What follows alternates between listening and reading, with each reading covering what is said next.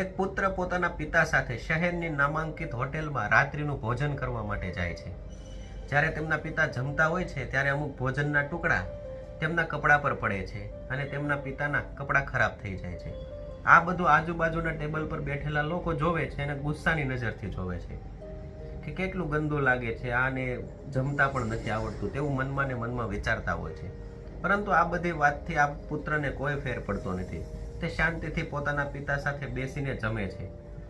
જ્યારે જમવાનું સમાપ્ત થઈ જાય છે, બંનેનું જમવાનું પૂરું થઈ જાય છે, ત્યારે આ પુત્ર શાંતિથી ઊભો થાય છે અને પોતાના પિતાને વોશરૂમમાં લઈ જઈને તેમના કપડાં સાફ કરે છે, મોઢું સાફ કરે છે અને દાંતિયાથી તેમના પિતાનું માથું ઓળી દે છે અને ચશ્મા પહેરાવી દે છે.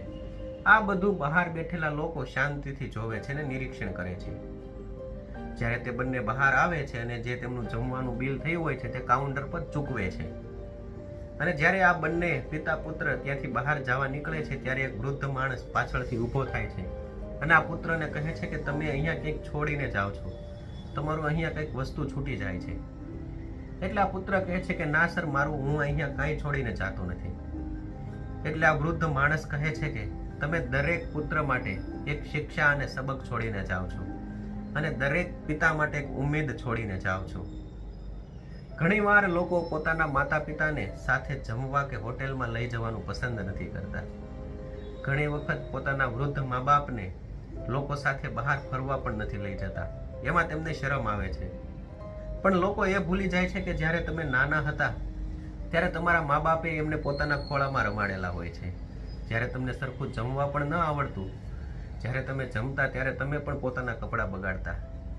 ત્યારે માતા પિતા ગુસ્સો નહીં પણ પ્યાર કરતા, વહાલ કરતા. એ તેમને ગમતું. અને જ્યારે આ જ મા બાપ વૃદ્ધ થાય છે ત્યારે છોકરાઓને બોજ લાગવા માંડે છે. આ વૃદ્ધ મા બાપ છોકરાઓને ગમતા નથી. છોકરાઓને મા બાપ બોજ લાગવા લાગે છે.